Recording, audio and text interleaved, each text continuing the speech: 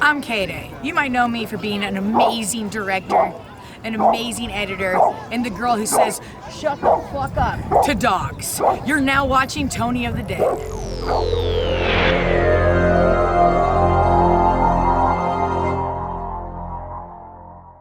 Hey everybody, what's going on? Mr. Tony of the Dead here, and I have another movie review for everybody out there.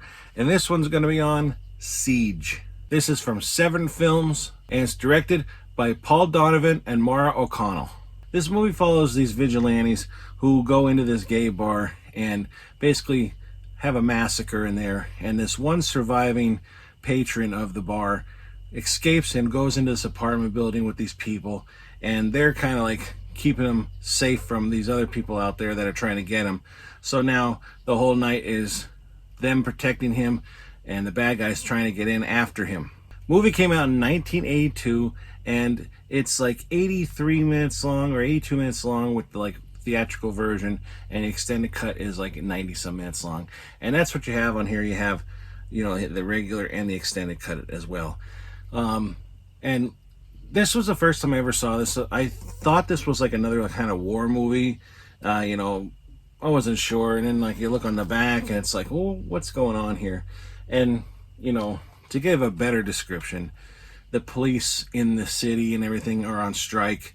So people have to fend for themselves. You know, it's kind of like a night of the purge where, you know, there's no police or, you know, anything like that, no hospitals, nothing's open. So that's kind of what that is in a way. Obviously way before the purge, and the police are on strike, so they're not going to answer to any phone calls or anything. So like I said, there's this thing that happens. This group of vigilantes call themselves the NO, the New Order, and they go into this gay club and they start roughing them up and everything, and you know, real assholes. And what happens is an accident happens in there, and one of the patrons ends up dying and getting killed. It actually wasn't there. It was, if they weren't in there, that wouldn't happen. But they didn't intentionally kill him or anything. And so they call their big boss, this guy. He comes in and basically he ties them all up and starts taking them out one by one. And one of them escapes, like I said, and goes to this apartment building with these people. And the people are just kind of like, you know, hanging out, doing whatever. They have like this neighbor who like can access their apartment building. When they open up the medicine cabinet, there's like nothing there. There's no walls, so they can like go to each other's apartment and stuff. It's actually kind of a neat setup as long as you're friends with the person in the other building, you know, the apartment next to you. But pretty interesting group of people. There's a guy and his girlfriend that live there, and they're friends with these two blind guys that are kind of just visiting, and they should get back to where I didn't understand if they went to a school or if it was like a place for, you know, blind people to go. I was a little confused by that, but they had to get going. But because of all this going on, they're staying put. And the blind guys were actually pretty cool because they had like really good hearing because, you know, they have no sight, so their enhanced hearing is, and they're like, I hear somebody running. Yeah, me too. It sounds like, yeah, there's definitely 3 people running. Yeah, blah, blah, blah, you know. And this is before the guy even got into the apartment. They can hear this running. So they were using their advantage, like, okay, here's this guy on the walkie-talkie. He's on the roof, I think, or like a next apartment. They're like, there's 3 in there. It was pretty cool how they used that to, you know, their advantage. Really neat. And they had like some weapons and stuff. There was even a little bit of traps that they set up in the apartment building. I wouldn't go as far as like, you know, Nightmare on Elm Street, like traps like that, you know, but I would say not even Home Alone. They're more military styled, like they electrified the front door and everything, you know, stuff like that. And also the bad guys, they have these guns. They have these machine guns with silencers on, and they don't care who you are. You know, with all the police on strike and everything, they're just like whatever. They're gonna take over the city and everything. They have this plan to go on. and none of them are likable. All the bad guys in this are unlikable, you know, which they should be. Sometimes it happens, like, you don't even know there's a bad guy, I like them, but like these guys, you don't like them at all. They get what's coming to them and everything, right? Very, very cool movie. I enjoyed it. Somebody told me it sounds like Assault on Precinct 13, which I've never seen, but I've heard of it. You know, I've heard like what it's about, and I guess I guess if that's what it sounds like. But I want to see it. I haven't seen the original or the remake. And all the people in the apartment building were all really cool people as well. The girl, she kind of got on my nerves, but she came around later on. You know, she's kind of a whiner. You know, she's all about the boyfriend and, you know, all this kind of stuff, because they're on, you know, they're afraid to go out and, you know, do anything. Like, she wants cigarettes, and he's like, you already smoked yours, and all that kind of stuff. So they're, you know, they're afraid because, like, people like the NO are gonna try and do, you know, nobody cares. There's no cops are coming, so it's like basically free for all. I'm surprised this city wasn't on fire, to be honest. I'm surprised, but you know, it was pretty cool. Like a very, very cool movie. I enjoyed it a lot. Like, I had no idea. I thought again that it was another like jungle movie or something.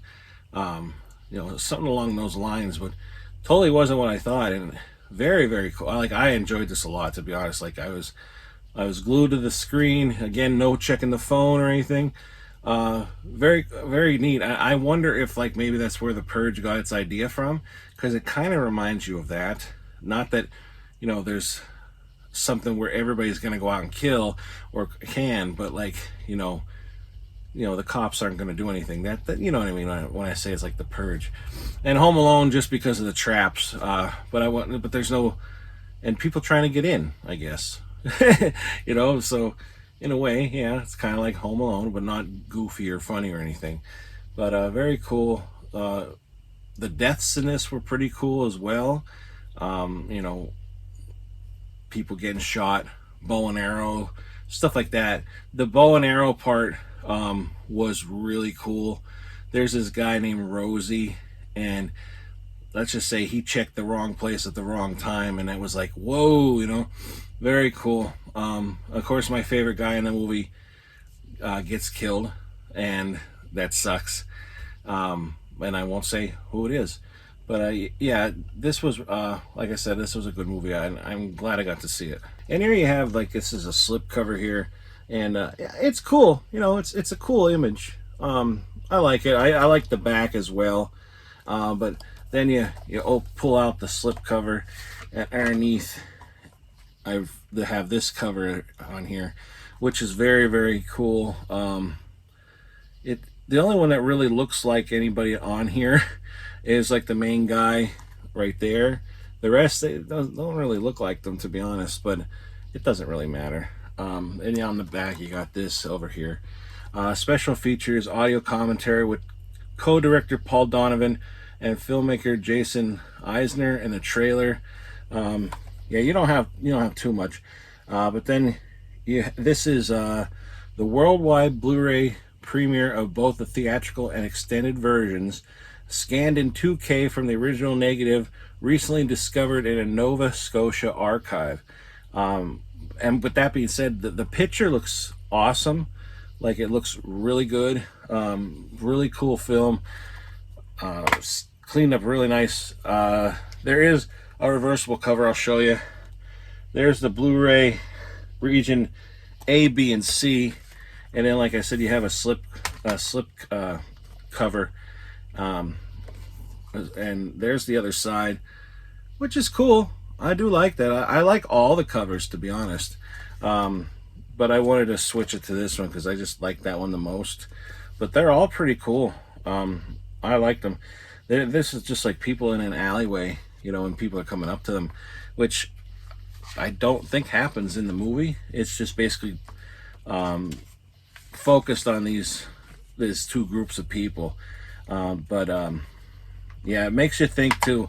Like, there's some harsh language, of course, when they go into the gay bar, because, you know, the NO doesn't like, you know, gay people, and of course, you know, the stuff that you probably can figure out what they said and all that kind of stuff. And you know, it's just like kind of scary, and I felt bad too, like, you know, because that stuff could really happen, and I'm sure has happened.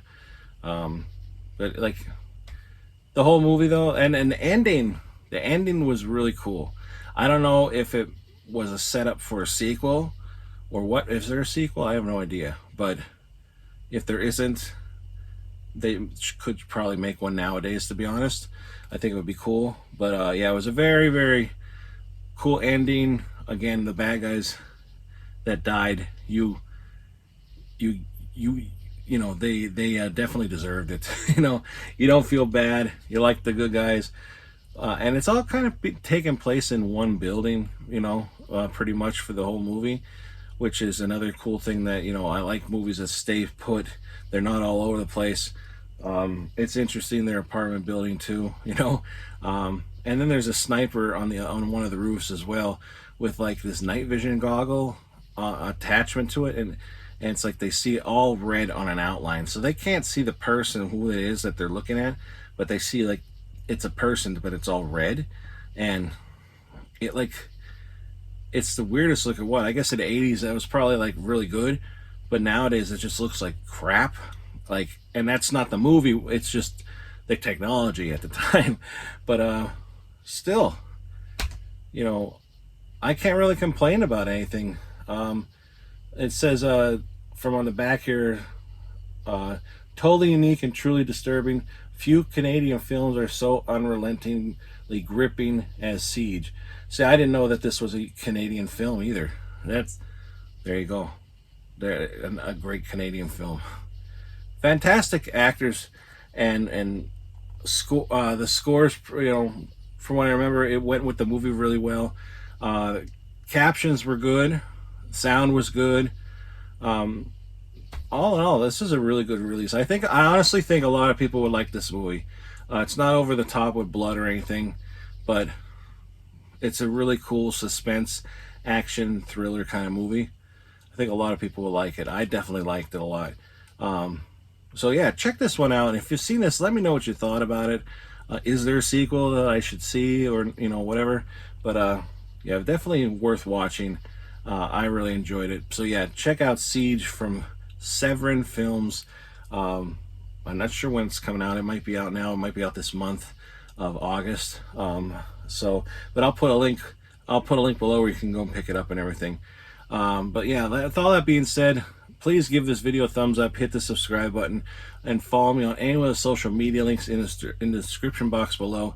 Like I said, I'll put a link below where you can go and purchase this, and I'll put a trailer below. But like I always say, proceed with caution. The trailer may contain spoilers. Well, that's it, everybody. Thanks for watching, and I'll talk to y'all later. Bye.